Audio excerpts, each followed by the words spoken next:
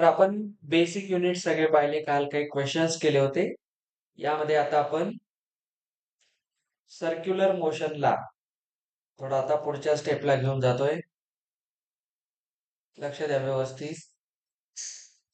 Circular motion मध्ये आपण angular displacement, angular velocity, angular acceleration त्यांचे एकमेकांशी रिलेशन, 3 कायनेमॅटिक्सचे इक्वेशन आणि त्यांना आपण काल क्वेश्चन मध्ये अप्लाय करून पाहिलं.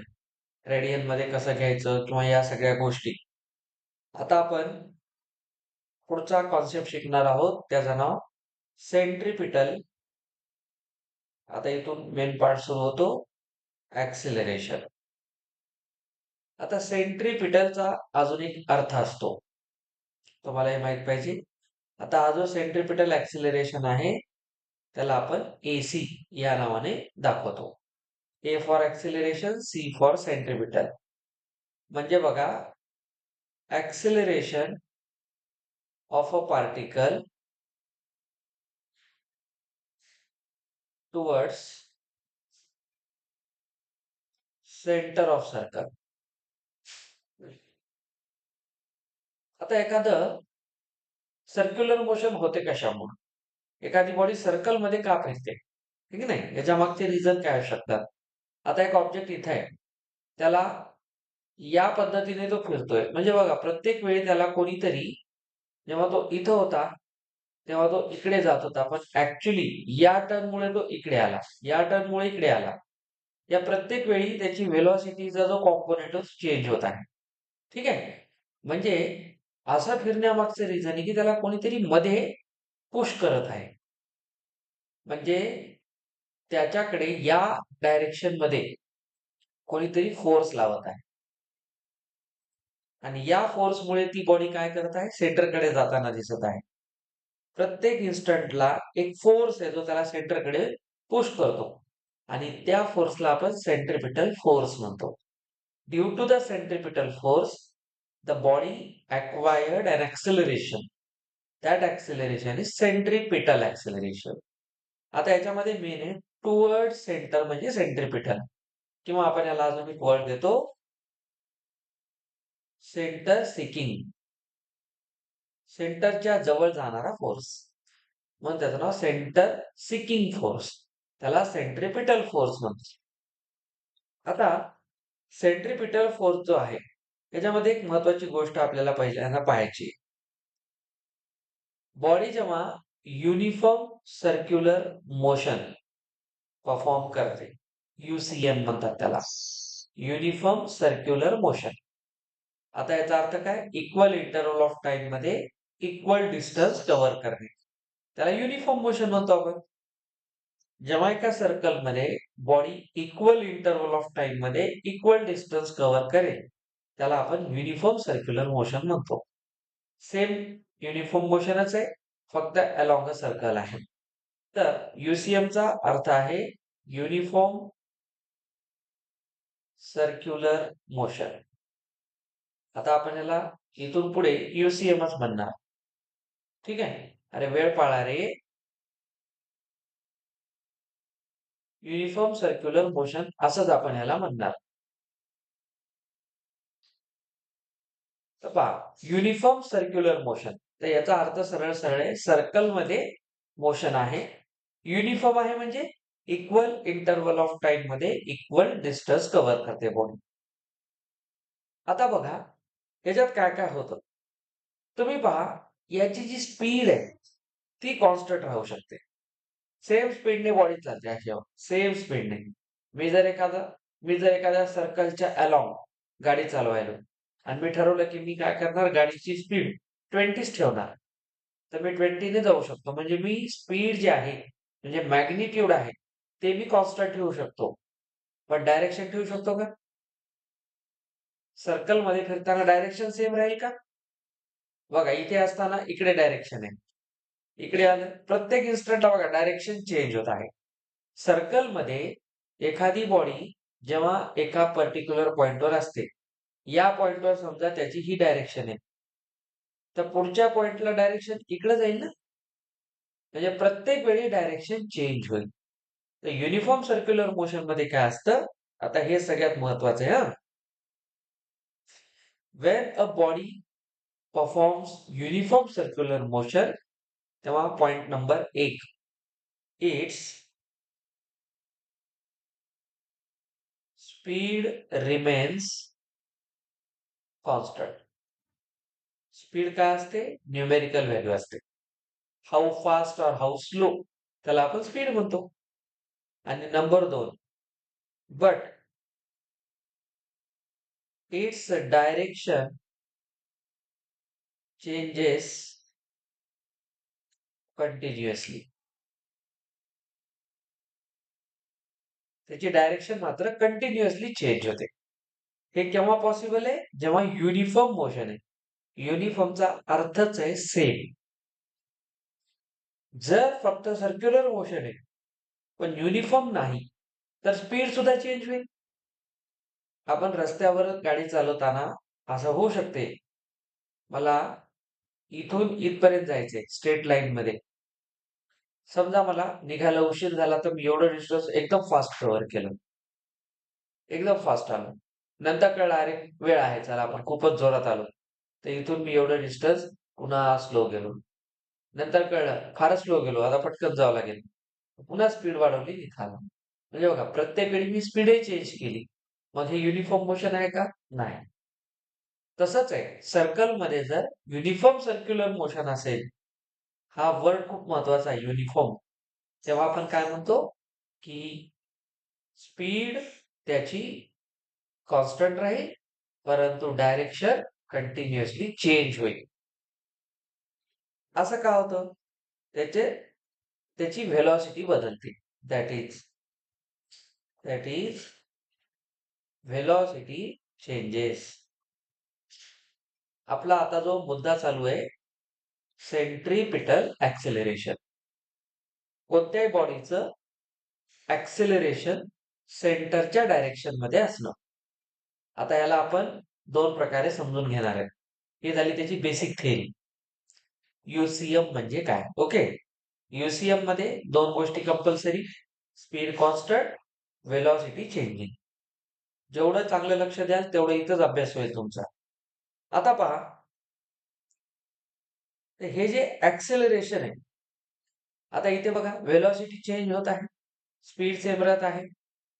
सच ऍक्सेलरेशन आपण असं म्हणू, in such case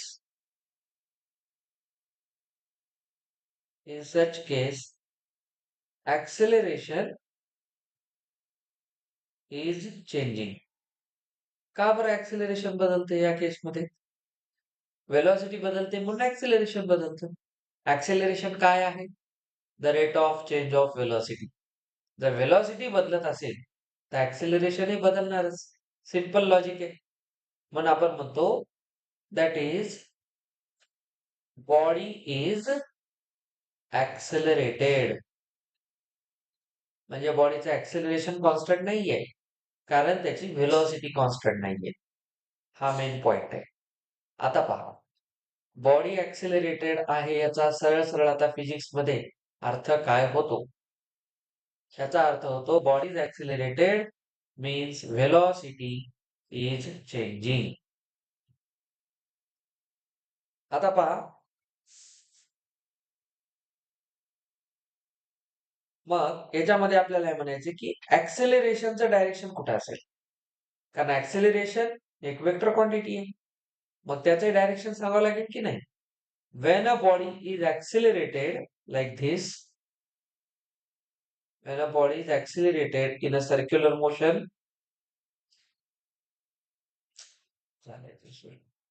okay.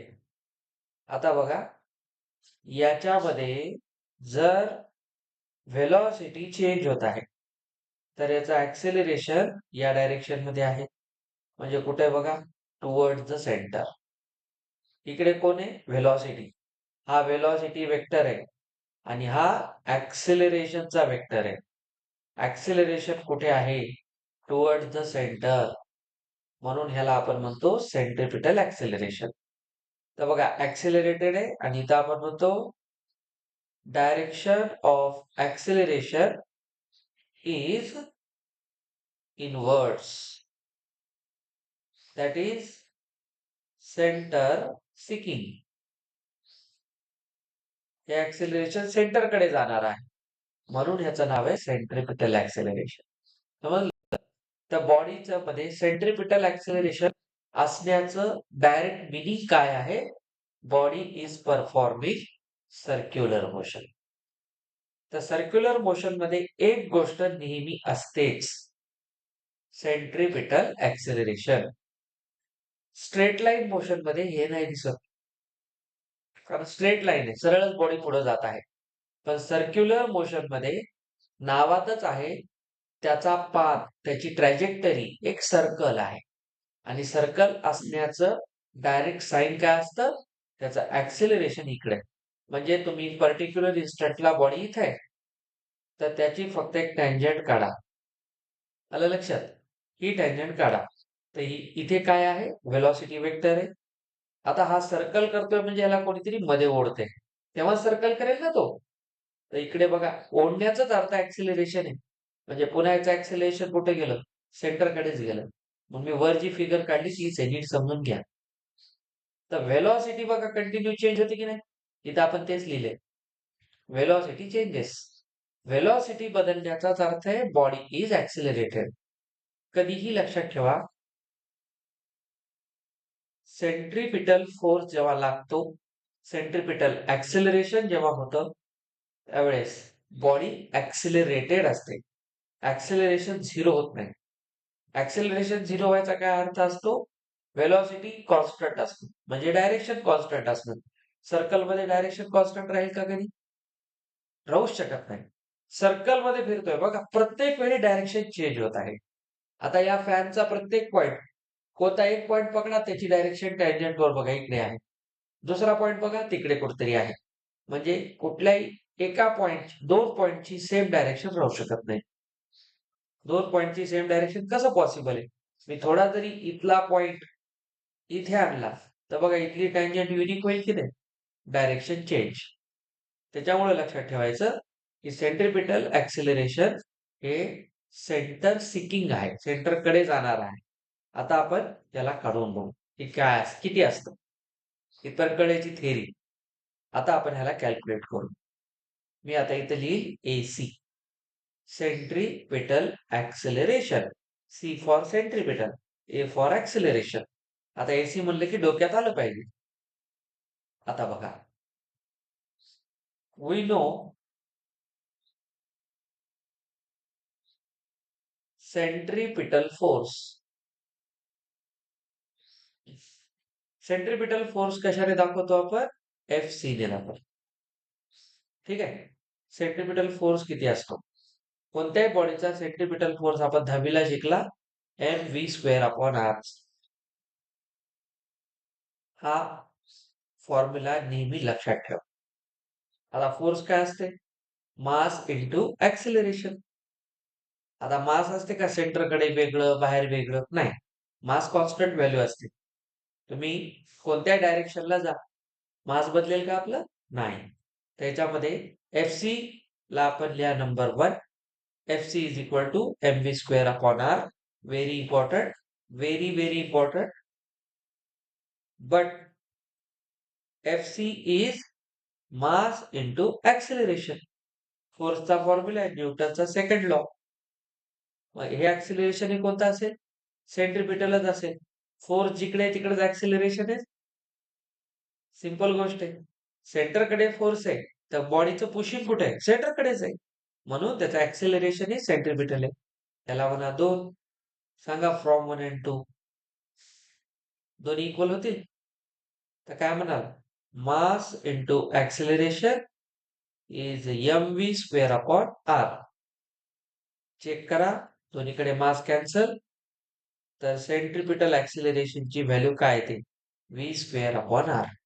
Now the first formula of the day.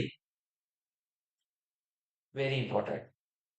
मी जिथं जिथं लिहिल ते लक्षात ठेवायचंय. फॉर्म्युला सेंट्रिपिटल ऍक्सिलरेशनचा फॉर्म्युला काय लिहाल? v²/r. ठीक आहे. याला द्या नंबर 3. खुश होऊ नका, हे आता थोडं बाकी आहे, अजून संपलं नाही.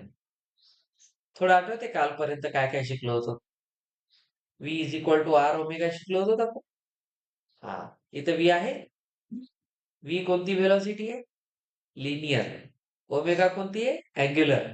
आपण दोन्ही समजून घेतले आता. स्ट्रेट लाईन मध्ये बॉडी जाते तेव्हा कोणती व्हेलॉसिटी असते? लिनियर असते.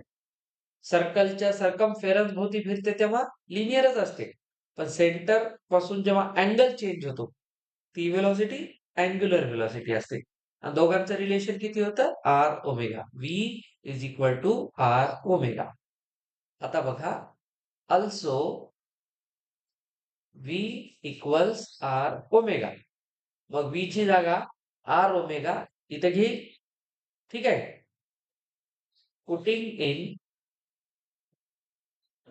3 मध्ये व्ही ची व्हॅल्यू सबस्टिट्यूट करा. तर सांगा एसी काय बनेल? व्ही स्क्वेअर आहे सर, म्हणजे आर ओमेगाचा स्क्वेअर. आणि खाली पण आर आहे. चला, होल स्क्वेअर होईल आर स्क्वेअर ओमेगा स्क्वेअर. आणि खाली कोण येईल? एक आर. What happens? इथून इथे एक आर कॅन्सल होईल. तर फायनली सेंट्रिपिटल ऍक्सेलरेशनचा अजून एक फॉर्म्युला आहे, तो आर ओमेगा स्क्वेअर. समजलं? Centripetal acceleration can be written in two forms. This is also formula. Number 4. आता गंमत बघा. गंमत पहा. V काय होतं? R omega. आणि ए काय आहे? R omega square. असं काय झालं? एक एक्स्ट्रा अँग्युलर व्हेलॉसिटीचा कॉम्पोनंट तिथे मल्टिप्लाय झाला. ओमेगा कोण होता? Angular velocity. R omega linear व्हेलॉसिटीची व्हॅल्यू होती. सेंट्रिपिटल ऍक्सेलरेशन मुळे काय झालं? एक एक्स्ट्रा ओमेगा तिथे मल्टिप्लाय झाला आणि तो बनला आर ओमेगा स्क्वेअर. हे सगळे फॉर्म्युले पुढे वेव्ह थेअरीमध्ये लागणार आहेत. म्हणून यातला एकही फॉर्म्युला विसरायचा नाही. चला, जे जे बॉक्सेस करतोय ते आपले कामाचे फॉर्म्युले आहेत. V is equal to R omega आणि सेंट्रिपिटल ऍक्सेलरेशनचे दोन फॉर्म्युले कोणते कोणते? व्ही स्क्वेअर बाय आर, हा, R omega square. Very important. तर लक्षात घ्या.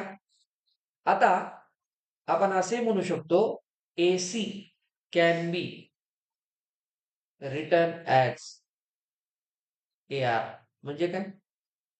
R for radius. ठीक आहे. बघा, ते ऍक्सेलरेशन अलॉंग रेडियस होतं की नाही? हे जे ऍक्सेलरेशन आहे हे कुठं चाललंय? तुम्ही जर इथं बॉडी घेतली, बघा इकडे तिची व्हेलॉसिटी येईल. त्याचं टँजेन्शियल सॉरी त्याचं ऍक्सेलरेशन इकडे नाही, सेंटरकडे. अरे बाबा, सेंटरला जोडणाऱ्या लाईनला तर रेडियस म्हणतात. तर हे ऍक्सेलरेशन अलॉंग रेडियस पण आहे की नाही? म्हणून लक्षात घ्या, एसी ला दुसरं काय नाव आहे? AR. AR ला काय म्हणणार? म्हणा रेडियली इनवर्ड ऍक्सेलरेशन. रेडियसच्या इनवर्ड आत आहे, ठीक आहे नाही? इनवर्ड येत आहे आणि अलॉंग द रेडियस येत आहे. म्हणून आपण म्हणू शकतो एसीचं दुसरं नाव AR. आणि ही व्हॅल्यू कोणाला इक्वल आहे? R omega square.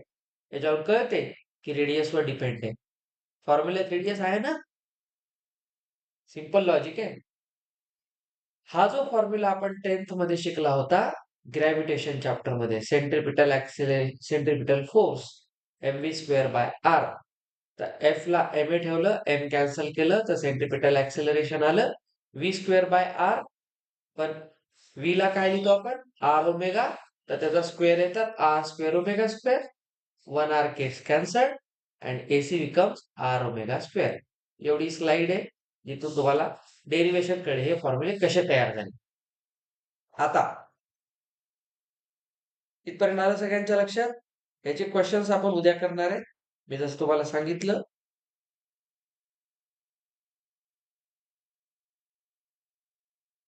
आता पहा, हे झालं युनिफॉर्म सर्क्युलर मोशन. आता जर ऍक्सेलरेशन काढायचे मला, acceleration of a particle in non uniform circular motion. काय अर्थ आहे बरं याचा सांगा? नॉन युनिफॉर्म सर्क्युलर मोशनचा अर्थ काय? सर्क्युलर मोशन आहे पण ते युनिफॉर्म नाही. म्हणजे काय? इक्वल इंटरव्हल ऑफ टाइम मध्ये इक्वल डिस्टन्स कव्हर होईल याची गॅरंटी नाही. युनिफॉर्म नाही. सर्क्युलर मोशन मध्ये नेहमी काय चेंज होते? एवढं तर आलं पाहिजे, आता 20 मिनिटाच्या वर झालं. वेलॉसिटी चेंज होते. Very good.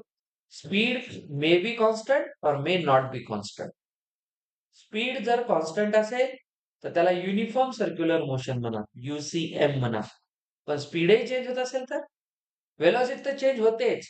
तुम्ही असं कधीच म्हणू शकत नाही centripetal acceleration always exist. Always. Circular motion मध्ये एसी असणारच. थंडी असो नसो एसी चालूच राहणार. एसी असणारच. Centripetal acceleration always presents there.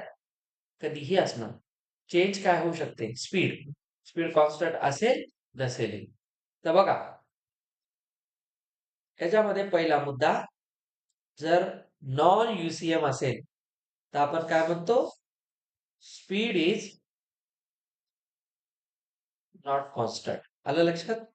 मागे आपण काय लिहिलं होतं? Speed is constant. UCM मध्ये स्पीड इज नॉट कॉन्स्टंट.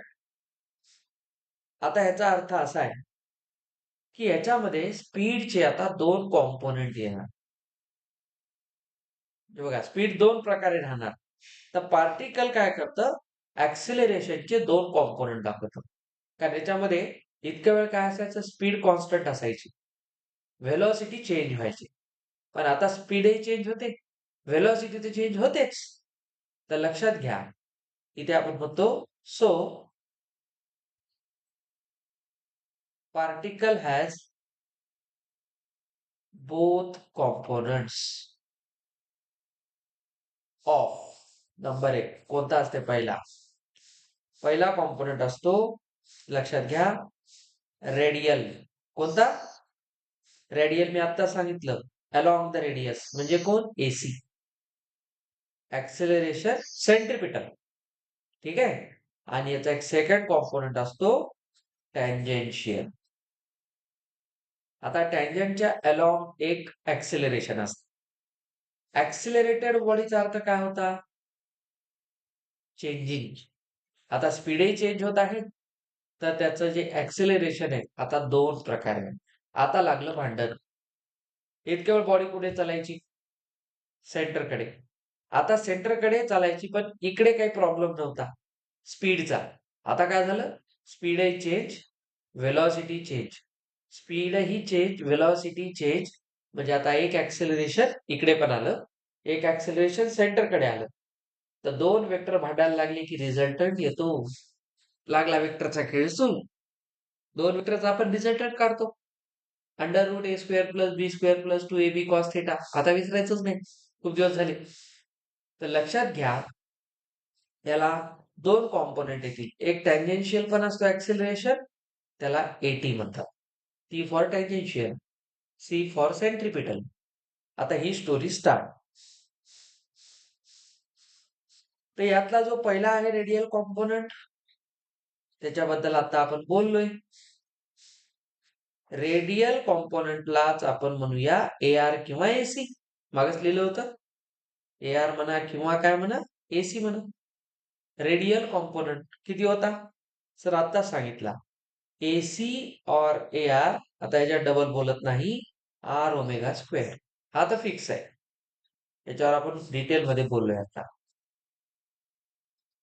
आता याला एक असते, हा जो रेडियल ऍक्सेलरेशन असतो हा, it is also non as, याला अजून एक नाव असतं बेटा, नॉर्मल ऍक्सेलरेशन. नॉर्मलचा अर्थ फिजिक्स किंवा मॅथ्स मध्ये असतो परपेंडिक्युलर. इथे नॉर्मल म्हणजे साधं नाही, साधं वरण भात नाही, फोडणीचं वरण वेगळं साधं वरण वेगळं असं नाहीये. इथे नॉर्मलचा अर्थ परपेंडिक्युलर. ठीक आहे, इज परपेंडिक्युलर. ओके. आता पहा, टँजेन्शियल ऍक्सेलरेशन. आता टँजेन्शियल ऍक्सेलरेशन नावावरून कळते अलॉंग द टँजंट आहे. You can see here. आपण एक सर्कल घेऊ. या सर्क्युलर मोशन मध्ये पार्टिकल एका इन्स्टंटला इथं आहे. तर या डायरेक्शनचं ऍक्सेलरेशन कोणतं असेल? आता तर सांगता आलं पाहिजे, एसी किंवा एआर. तर आपण याला एआर म्हणू सध्या. चला, रेडियल ऍक्सेलरेशन. आता या डायरेक्शनला काय आहे? व्हेलॉसिटी. आता स्पीड कॉन्स्टंट आहे का इथे? स्पीड कॉन्स्टंट नाही, म्हणजे स्पीड चेंज होत आहे, मॅग्निट्यूड चेंज होत आहे, म्हणजे ऍक्सेलरेशन आहे. आता इकडे पण हे अलॉंग द टँजंट आहे, तर याला म्हणा एटी. एक वेक्टर कुठं जातो? Along the tangent. Eighty means tangential, AR means radial. ठीक आहे. तर इथं व्हेलॉसिटी चेंज होते. आता आपल्याला माहिती एटी जो असतो त्याला आपण म्हणतो टँजेन्शियल कॉम्पोनंट. दोन कॉम्पोनंट शिकतोय आपण. आता हा कोणता कॉम्पोनंट आहे? टँजेन्शियल. त्याला आपण असं म्हणणार, लक्ष द्या, it is along the tangent. आता याच्यात काय होते बघा, आपल्या सगळ्यांना माहिती. नाही नाही नाही, व्हेलॉसिटी कधीच झिरो नसते. व्हेलॉसिटीचा अर्थ काय? Direction of the speed. Speed constant, zero नाही. स्पीड जर झाली तर बॉडी जागेवर थांबेल. स्पीड झिरो कशी होईल? कॉन्स्टंट होईल. अरे, कोणाची स्पीड म्हणजे मॅग्निट्यूड आहे. मी माझ्या गाडीची स्पीड झिरो केली आणि म्हणालो आता माझी गाडी खूप पळायली. पॉसिबल आहे? असं काही नसतं. स्पीड झिरो नाही. स्पीड झिरो म्हणजे बॉडी ऍट रेस्ट. कोणतंच मोशन नाही. सरळ रेषेत नाही का सर्कल मध्ये नाही. तुम्ही याला फिजिक्स म्हणून शिकू नका, डेली लाईफ सोबत कनेक्ट करा. स्पीड चेंज होण्याचा अर्थ काय? बॉडी ऍक्सिलरेटेड आहे, व्हेलॉसिटी तर चेंज होतेच. सर्क्युलर मोशन मध्ये नेहमी मी आता म्हणल्याप्रमाणे एसी असतोच. एक ऍक्सिलरेशन सेंटरकडे असतच, त्याच्याशिवाय सर्क्युलर मोशनच होत नाही. दुसरं, हे एटी असते पण नसते पण. मी काय सांगतो, टँजेन्शियल ऍक्सेलरेशन केव्हा असेल? जेव्हा नॉन युनिफॉर्म मोशन आहे. युनिफॉर्म मोशन मध्ये एटी नसतो, फक्त कोण असतो? एआर. नॉन युनिफॉर्म मध्ये दोघंही असतात, म्हणून दोघांच्या भांडणामध्ये वेक्टरचा रिझल्ट तिकडे जातो. दोन वेक्टर आहेत ना, दोन वेक्टरचा रिझल्ट कुठं असतो? दोघांच्या मधून निघणारा. आता सगळ्या वेक्टर मध्ये शिकवलेलं आहे तुम्हाला. चला, हे अलॉंग द टँजंट आहे. आता मला सांगा, एक 2 मिनिटं तुम्ही याला वाचू. अलॉंग द टँजंट असतो हे तर कळलं सगळ्यांना. Now look. त्याच्यात मी काय म्हणलं? स्पीड चेंज होते. स्पीड चेंज होते याचा अर्थ काय? व्हेलॉसिटीचा मॅग्निट्यूड चेंज होतो. आपण असं घेऊ, टँजेन्शियल ऍक्सेलरेशन काय आहे? सर, जी स्पीड होती, स्पीड पण आपण व्हीनेच दाखवतो, ती होत आहे चेंज. डीव्ही म्हणा. आता जे सांगायला लक्ष द्या, डीव्हीचा अर्थ काय फिजिक्स मध्ये? Small change. Small change with respect to time. Acceleration काय असते? Change in speed. बघा, डीव्ही बाय डीटी. अब एक काम करेंगे, डी बाय डी टी काय असते? डी बाय डी एक्स आठवा. डिफरन्शिएशन. कळलं? कोणाचं? व्हीच. व्ही बाजूला होईल की नाही? D by D T into V. हा सर, तुम्ही आता सांगितलं D by D T. V ला आर ओमेगा लिहूया. व्ही ला आर ओमेगा लिहिता येते? अरे बाबा, फॉर्म्युला माहितीये ना? छान. मग आता एक काम करा, त्याच्यामध्ये छानपैकी ए टी सोबत मी काय करतोय बघा. आता डी सोबत कोणाला घेतो? ओमेगाला. D omega by D T into R. काही नाही, मी फक्त पेरिंग चेंज केलं, यांचं पेरिंग केलं. आता मला विचार करून उत्तर द्या, एवढा धिंगाणा का केला? इसे देख के कौन याद आता है? ओमेगा काय होतं? म्हणून म्हणलं कालपर्यंत काय शिकलो माहित पाहिजे. थिटा काय होता? Angular displacement. ओमेगा काय होतं? Angular velocity. आता व्हेलॉसिटीचा चेंज आहे ना टाइमच्या रिस्पेक्ट मध्ये. Rate of change of velocity काय असते? ऍक्सेलरेशन. कोणतं ऍक्सेलरेशन आहे? Angular acceleration. अल्फा. जागेवर या, जागेवर या. ओमेगा काय? Angular velocity. मग D omega by D T कोण आहे? Angular acceleration. अँग्युलर ऍक्सेलरेशन कशाने दाखवतात? अल्फाने. तर D omega by D T ला काय लिहाल? अल्फा. खतम. इथे लिहा but D omega by D T is alpha. तर सांगा टँजेन्शियल ऍक्सेलरेशनचा फॉर्म्युला काय आला? सर एक आर आहे आणि D omega by D T ला काय होणार? अल्फा. आला टँजेन्शियल ऍक्सेलरेशन मी मिल गया. R alpha. सांगा v is equal to R omega. आता खट खट काढायला पाहिजे. v is equal to AR is equal to R omega square and AT is equal to R alpha. 3 फॉर्म्युले. Just recap. इथपर्यंत कळलं आता? रिकॅप करूया. याच्यात एकच गोष्ट होत असते, मी नेहमी सांगतोय तुम्हाला, नॉन युनिफॉर्म मध्ये स्पीड बदलते. स्पीड बदलल्यामुळे D D V by D T होतो. डी व्ही बाय डी टीचा असतो डी ओमेगा. आता D omega by D T काय असतो? अल्फा. म्हणून टँजेन्शियल ऍक्सेलरेशन कोण असतो? R alpha. आणि रेडियल ऍक्सेलरेशन असतो आर ओमेगा स्क्वेअर. दोन एकत्र म्हणजे दोन वेक्टरचा मॅग्निट्यूड समजलं. हा दोन वेक्टरचा रिझल्टंट काढणं म्हणजे त्या दोघांचा रिझल्टंट काढणं. इतकं सिंपल असतंय. असं नवीन काय शिकत नाही तुम्ही. तुम्ही फक्त अंडरस्टँडिंग लेवलला राहा. फिजिक्स अतिशय क्लास सब्जेक्ट आहे. ज्याच्यामध्ये प्रत्येक गोष्ट सॉफिस्टिकेटेड आहे. उगाच पसारा मांडलेला नाही. जे आहे ते आहे. चला रिकॅप. पटपट पटपट आलं पाहिजे. v is equal to R omega tangential sorry radial acceleration R omega square. रेडियललाच काय म्हणले? एसी पण म्हणले. अजून नाव दिलं नॉर्मल. तीन तीन नाव आहेत. आणि आता काढला टँजेन्शियल ऍक्सेलरेशन आर अल्फा. कालपासून आजपर्यंत एवढं शिकले आपण. कळायला एकेका पॉइंटला एक एक पिरियड जातो. सोपं नाहीये. चलो यहां तक कोई प्रॉब्लम नहीं? प्रॉब्लम तो कभी नहीं आता है हमको.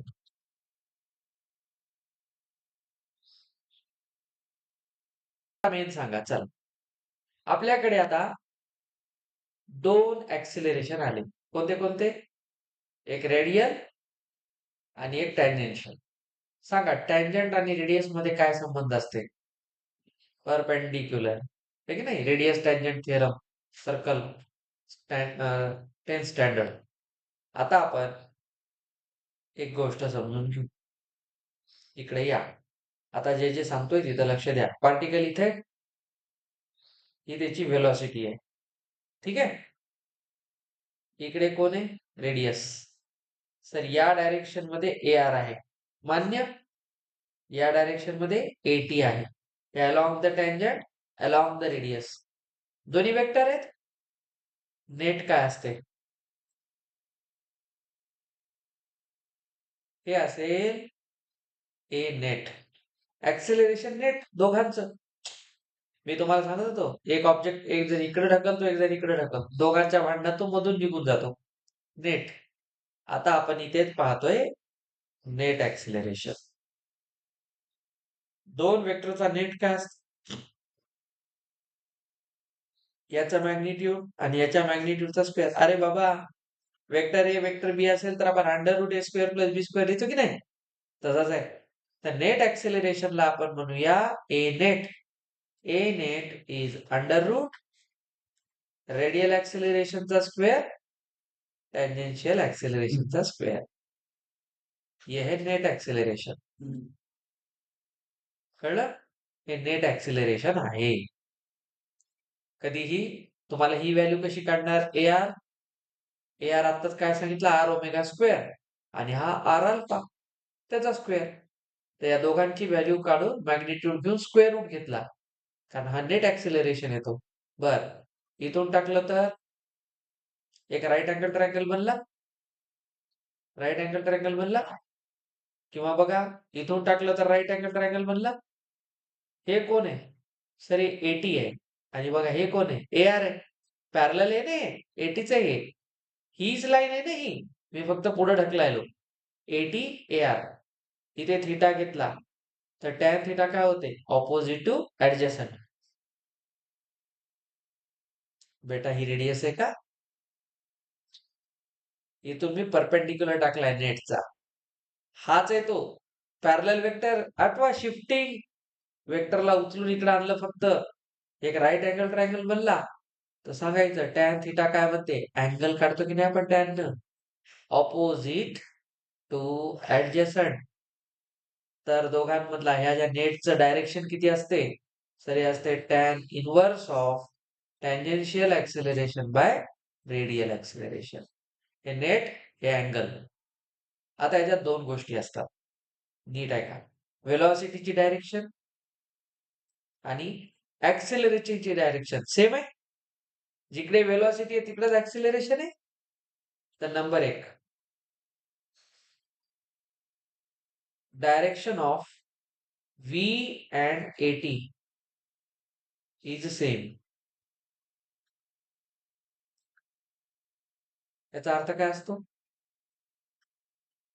जेव्हा ऍक्सिलरेशन आहे, ऍक्सिलरेशनच्या ऑपोजिट रिटार्डेशन असते, आठवते? एक डिसेलरेशन असते. आपण जेव्हा ऍक्सिलरेशन म्हणतो तेव्हा आपण काय म्हणत आहोत? बघा, जिकडे व्ही आहे तिकडेच ऍक्सिलरेशन आहे. अरे बाबा, मी गाडी ऍक्सिलरेट करतोय तर जिकडे जायचं तिकडे गाडी ढकलल्या जाईल ना. म्हणजे पॉझिटिव्ह, जिकडे पाहिजे तिकडे जाणे. तर या केसमध्ये एक लक्षात ठेवायचं की जो डीव्ही बाय डीटी काढला होता की नाही आपण आता, rate of change of speed, he value नेहमी कशी येणार? पॉझिटिव्ह येणार. म्हणून आपण ह्याला म्हणणार ऍक्सिलरेशन. ठीक आहे. आता सांगा, कधी कधी काय होते? व्ही इकडे आहे. चला याला आपण केस 1 म्हणू. ह्याला चला हे कोणासाठी आहे? केस 1 साठी आहे. आता एक दुसरं डोकं लावा. समजा बॉडीची व्हेलॉसिटी इकडे आहे, फिक्स आहे, पण इकडे चाललंय टँजेन्शियल ऍक्सिलरेशन. तर व्हेलॉसिटीवर ऍक्सिलरेशन खाली, रिटार्डेशन. याचा अर्थ काय झाला? Direction of V and AT are opposite. आठवते कोणता वेक्टर आहे? Anti parallel. Anti parallel vector आहे. याचा अर्थ डीव्ही बाय डीटी काय म्हणतो? निगेटिव्ह. याला आम्ही काय म्हणतो? डिसेलिरेशन. समजायले? दोन्हीही पॉसिबल आहे बिकॉज बोथ आर वेक्टर्स. दोन वेक्टरचं डायरेक्शन ठरवते त्याचं नेचर काय असेल. तर बॉडीला म्हणजे आपण एका सर्कल मध्ये गाडी फिरवत आहोत वेगवेगळ्या स्पीडने. सर्कल मध्ये फिरता फिरता ब्रेक मारला तर वेलॉसिटी इकडे, ऍक्सेलरेशन ऑपोजिट. रिटार्ड झाली की नाही गाडी? सर्क्युलर मोशन स्टॉप कधी होईल? त्याला ब्रेकच नाही दिला, डिसेलिरेट केलं नाही तर ती बॉडी काय होत राहील. अरे बघा हे आता, हे कोणतं मोशन आहे? युसीएम आहे. सेम स्पीड न चाललंय ना. फॅनची स्पीड फिक्स केली की नाही? त्या बटन मध्ये जर काही प्रॉब्लेम झाला, करंट मध्ये सप्लाय मध्ये प्रॉब्लेम झाला, तर घरातले पंखे बघा कधी कधी चालता चालता मध्ये स्पीड वाढते, मध्येच हे धरतात, सर्कल मध्येच फिरतात. याचा अर्थ काय झाला? ते नॉन युनिफॉर्म सर्क्युलर मोशन झालं. तर नॉन युनिफॉर्म मध्ये काय झालं? टँजेन्शियल ऍक्सिलरेशन हे आलं. अचानक आवाज येऊन येऊन येऊन पंखा थांबतो, म्हणजे काय झालं? डिसेलेरेशन झालं. ती हे डीव्ही बाय डीटी तिथं काय आहे? निगेटिव्ह. आपण जे जे घडतंय ना निसर्गामध्ये त्याला फॉर्म्युलेट करून टाकलं, सगळं मॅथमॅटिक्स मध्ये बसवलंय. Mathematics is for understanding what is happening surrounding us. त्यासाठी मॅथ्स असते. हे सगळं जग समजलं कशामुळं? मॅथ्समुळे समजलं. Maths is not a subject only, way of understanding everything. चला इथपर्यंत आलं सगळ्यांच्या लक्षात? तर आपण ऍक्सिलरेशनची स्टोरी आज कंप्लीट केलेली आहे. उद्या आपल्याला शिकायचंय याचं डायनॅमिक्स. म्हणजे याच्यात centripetal force, centripetal centrifugal force, मग डेली लाईफ मध्ये त्याचे कुठे कुठे यूज आहेत, तर सर्क्युलर टर्निंग ऑफ रोड्स. एखादा हायवे असा टर्न का केलेला असतो? तुम्ही बघा, असा टर्न होणारा हायवे असा असतो, सरळ नसतो, असा असतो. याला बँकिंग ऑफ रोड म्हणतात. बँक का केलं जातं? Very important. खूप मोठा सुपर रोड बांधलेला आहे आणि जर तो रोड असा नसेल, सरळ असेल आणि डायरेक्ट टर्न केलं, तर एकदम स्पीडने आलेल्या गाडीला डायरेक्ट टर्न करताना एक टँजेन्शियल ऍक्सिलरेशन असतं. ते जर हुकलं, तर त्याला सर्क्युलर मोशन मिळणार नाही. ती बॉडी टर्न होता होता स्किड करेल, घसरेल आणि ती बॉडी ऍक्सिडेंट होऊन तिकडे पडेल. म्हणून काय केलं जाते, जेव्हा एक स्मूथ हायवे असतो मोठा, तेव्हा तो काय करतात, अचानक जर टर्न घ्यायचा असेल मोठा, तर त्या रोडला सरळ न ठेवता असं करतात. थोडंसं वर सरकवतात, इन्क्लाइन्ड प्लेन बनवतात खाली. असा. खाली एक बघा अल्फा येतो अँगल आपला. असा बनवतात. त्याच्यामुळे काय होतं, जोरात आलेली गाडी अशी जाताना त्याला एक सेंट्रिपिटल ॲक्सिलरेशनही मिळतं. इकडे आणि इकडे कोणतं आहे टॅन्जेन्शियल. तर दोघांच्या भांडणात नेट असं निघून जातं, गाडी स्किड करत नाही. म्हणून मोठ्या हायवेजवर रस्ते इन्क्लाइन्ड असतात. सगळीकडे सायन्स आहे. नाहीतर एवढे मोठे हायवे बांधले तुम्ही कधी बघा, खूप मोठा हायवे जो असतो, जिथे गाडी 120च्या स्पीडनं चालते. हैदराबादचा ORR. त्याच्या पहिल्या 2 लाईन्स 120 किलोमीटरच्या आहेत. दुसऱ्या 2 80-80च्या आहेत. कारण 80-80 मध्ये तुम्हाला इकडे सपोर्ट नाहीये. ते रोडच्या मध्ये आहे म्हणून तिथं स्पीड लिमिट कमी असते. इकडे कसं असतं, बाजूला बॅरिकेड्स असतात आणि त्या खास 2 लाईन त्यांनी हाय स्पीडसाठी ठेवलेल्या आहेत. तर तिथं तुम्ही गाडी 120 पर्यंत नेऊ शकता. बाकी तिथं सेन्सर्स लावलेत. तुम्ही 120च्या पुढे गेले की ऑटोमॅटिक तुम्हाला फाईन लागतं त्याचं. 2-2 हजार रुपये फाईन आहे. तुम्हाला कोणी पोलिसवाला थांबवत नाही. डायरेक्ट तुमच्या आर-टी-ओ कडून टॅक्स लागतो. ते ऑनलाईन भरावं लागतं. नाहीतर एक दिवस पोलिसवाले घरी येतात. चल बापू म्हणतात, बस झालं आता. तर लक्षात ठेवा, ह्या ज्या